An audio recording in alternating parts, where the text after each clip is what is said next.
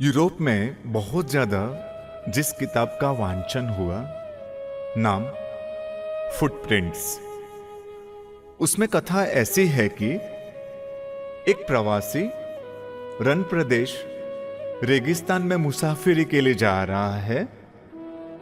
मुसाफिरी करनी ही पड़े ऐसा जरूरी कारण था। अकेला था। उसने सोचा कोई कंपनी हो तो अच्छा, राह आसान होगी। लेकिन उसका कोई साथी संगाती नहीं था। किसको कहे साथ आने का। उस समय उसके हृदय में एक भाव उठा, परमात्मा तो किसी भी अपेक्षा के बिना करुणा बरसाने वाले हैं। मैं प्रभु से प्रार्थना करूंगा तो क्या प्रभु मेरे साथ नहीं चलेंगे? उसके हृदय ने हा भरी। लगा कि प्रभु मेरी प्रार्थना स्वीकार करके जरूर साथ चलेंगे। प्रार्थना के दरमियान प्रभु से कहा, आप आओगे ना? आपके बिना मुझे नहीं चलेगा। प्रार्थना बहुत जल्दी काम करने वाली घटना है। हम स्विच ऑन करें और फैन कैसे चलने लगता है, लैंप कैसे जलना शुरू कर देता है, लेकिन उसमें कुछ सेकंड लगते हैं फैन और लैंप को जलने में। लेकिन हृदयपूर्वक की गई प्रार्थना तो उससे भी कम समय में फल जाती है। प्रवासी ने मुसाफिरी शुरू की। रेगिस्तान की यात्रा के दरमियान मिट्टी में खुद के 2 पैरों के पगलों की छाप के साथ साथ अब दूसरे 2 बड़े पगलों के छाप भी साथ में चल रहे थे। वो समझ गया, खुश हो गया कि प्रभु साथ में है। प्रभु साथ में है तो क्या दुख, क्या तकलीफ। आनंद के साथ उसकी मुसाफिरी आगे बढ़ रही है। कुछ दिन बीते, गर्मी बढ़ने लगी। पानी साथ में था, वो पूरा हो चुका था। थकान भरपूर। उसको चक्कर आने जैसे शुरू हो गया। लगा कि बेहोश हो जाऊंगा। तभी अचानक उसने देखा और वो चमका। पहले 2 प्रकार के अलग अलग पगलों की जोड़ों की जो छाप पड़ रही थी, अब एक ही प्रकार के 2 पगले। वो बेचैन हो गया, डिस्टर्ब हो गया। क्या प्रभु मुझे छोड़कर चले गए? उसने जोर से आवाज दी, प्रभु, प्रभु, आप कहां? आप कहां हो? इस तकलीफ वाली परिस्थिति में मुझे छोड़कर चले गए।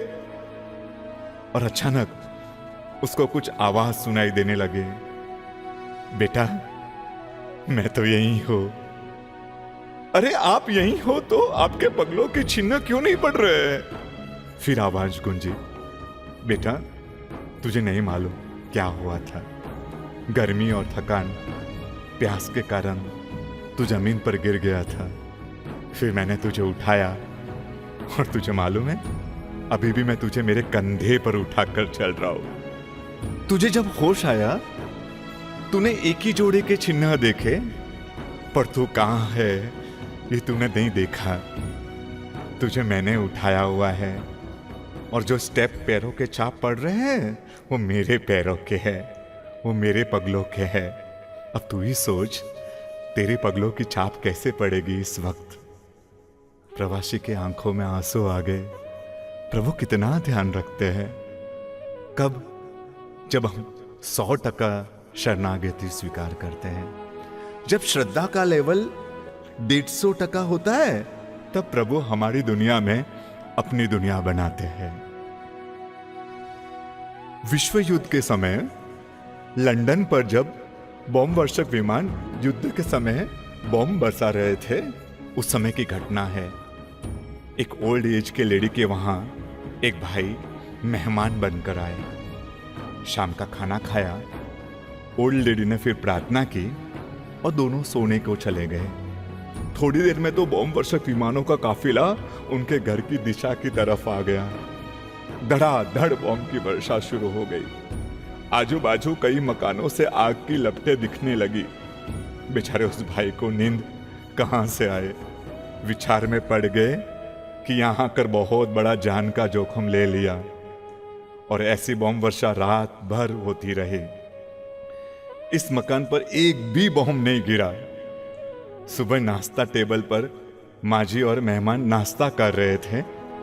मेहमान ने कहा, आप तो गहरी नींद में सो गए थे और यहां तो रात भर आजू बाजू बॉम्ब गिरते रहे। मैं तो रात भर सो नहीं पाया, मैं तो मजे से सो गई थी। पर ऐसी परिस्थिति में भी नींद कैसे आ सकती है? माँ जी ने कहा, हमने रात को प्रार्थना की थी ना, बस फिर मैं सो गई। प्रभु को अब सौंप दिया। प्रभु जागते हो तो हमें क्या फिक्र, हमें सो जाना चाहिए। सच में वो पंक्तियां गीत की याद आती है, अब सौंप दिया इस जीवन को भगवान तुम्हारे चरणों में, भगवान तुम्हारे चरणों में, भगवान तुम्हारे चरणों में। अब सौंप दिया इस जीवन को भगवान तुम्हारे चरणों में। अब सौंप